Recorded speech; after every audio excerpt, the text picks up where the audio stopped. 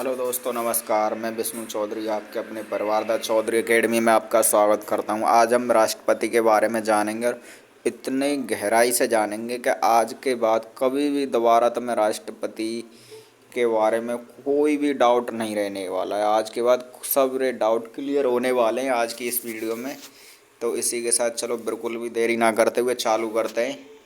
सबसे पहले हमारा राष्ट्रपति की भूमिका एवं शक्तियाँ। इसमें बहुत ज़्यादा मेहनत लगती है, बहुत ज़्यादा मेहनत आपके लिए कर रहे हैं। सिर्फ हम देखो कितना बढ़िया ग्राफ बनाया है मैंने। सबसे पहले आता है राष्ट्रपति की भूमिका एवं शक्तियाँ। देख लेते हैं संवैधानिक भूमिका। राष्ट्रपति की संवैधानिक भूमिका क्या होती है?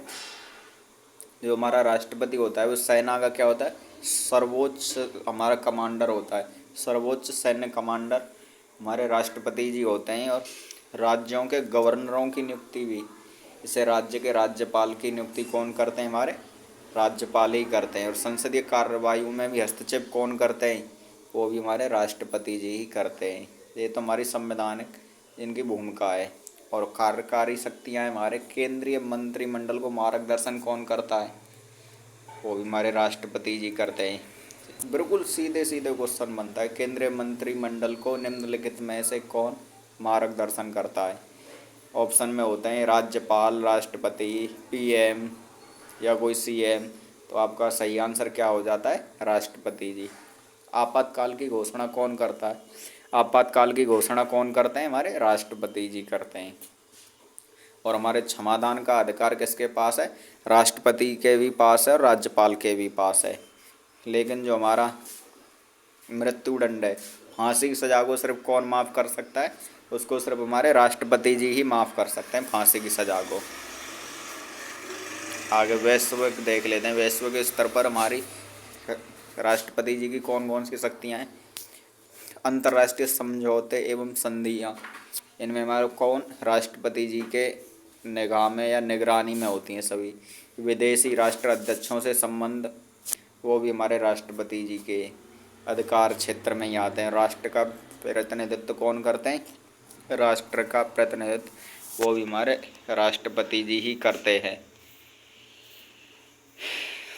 अब राष्ट्रपति जी का चुनाव देख लेते हैं। राष्ट्रपति जी का चुनाव कैसे कैसे होता है? इनकी जो राष्ट्रपति की चुनाव प्रक्रिया होती है, निर्वाचक मंडल होता है उसका, और मतदान प्रक्रिया होती है। निर्वाचन मंडल की संरचना में मंडल का गठन, वोट, मूल्यांकन, राज्य विधानसभाएं, संसदीय राज्यों के विधानसभाओं के सभी सदस्य भाग लेते हैं और संसद के सभी सदस्य भाग लेते हैं। राज्यसभा और लोकसभा के सभी निर्वाचित सदस्य और राज्य विधानसभाओं के सभी निर्वाचित सदस्य राष्ट्रपति जी के चुनाव में भाग लेते हैं। आप इतना ही काफ़ी है शॉर्ट में। जब राष्ट्रपति जी का चुनाव होता है कौन कौन उसमें हिस्सा लेता है, भाग लेता है? दिल्ली और पुडुचेरी इन विधानसभा हो गए। दो यूटी हैं ये हमारी, दिल्ली और पुडुचेरी। इन दोनों विधानसभाओं के, इन दोनों यूटी विधानसभाओं के सदस्य, जो निर्वाचित सदस्य होते हैं, वो भी इसमें हिस्सा लेते हैं। और सभी राज्यों के निर्वाचित विधानसभाओं के सदस्य, राज्यसभा और लोकसभा के सदस्य हमारे राष्ट्रपति जी के चुनाव में भाग लेते हैं। ये हमारी राष्ट्रपति जी की योग्यताएं और योग्यता आ गई। हमारी योग्यता में क्या होता है? उम्र सीमा क्या होती है?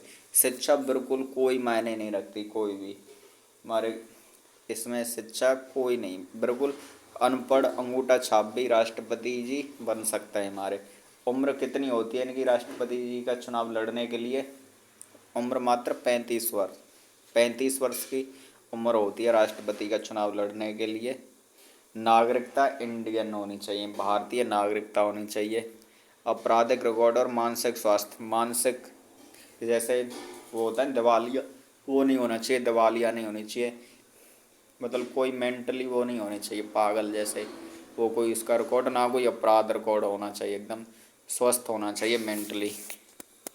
और कार्यकाल इनका, इनकी जो मिनिमम कार्यकाल है, मैक्सिमम एक ही जो फिक्स कार्यकाल अवधि होती है वो कितनी होती है? 5 ईयर होती है। और इनका फिर दोबारा रिपीटेशन भी हो सकता है, री इलेक्शन भी हो जाते हैं एक, वो भी होता है। और इन पर जो महाभियोग, राष्ट्रपति पर महाभियोग भी चलता है। राष्ट्रपति की जिम्मेदारियाँ, नीति निर्माण में भागीदारी।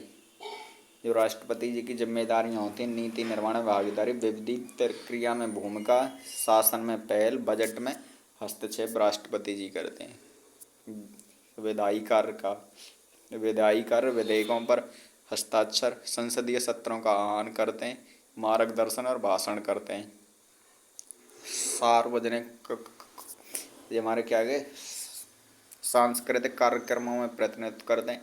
पुरस्कार और सम्मान समारोह, राष्ट्रीय उत्सवों में भागीदारी राष्ट्रपति करते हैं। राष्ट्रपति के निर्णय, नियुक्तियां, मंत्रिपरिषद के सदस्यों का चयन करते हैं। न्यायपालिका में पदाधिकारी उनकी नियुक्ति करते हैं। संवैधानिक पदों पर नियुक्ति करते हैं। नीतिगत निर्णय, आंतरिक सुरक्षा मुद्दे पर कौन लेते हैं, हमारे राष्ट्रपति जी लेते हैं।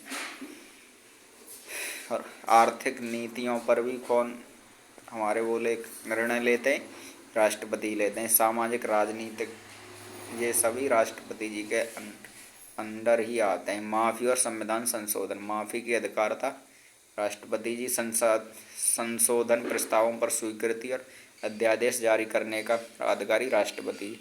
ये सब क्या था आज का, हमारे राष्ट्रपति जी के बारे में बहुत इम्पोर्टेंट जानकारी थी। ये आपको कहीं नहीं देखने को मिलेगी इस तरीके से, बिल्कुल एक एक चीज़ सब कुछ मैंने इतने बढ़िया ग्राफ में, इतने सुंदर ग्राफ में दिखाई है आपको एक ही बार में। और इस वीडियो को 1-2 बार और आप रिपीट कर लेंगे, एक ही बार में फुल याद हो जाएगी।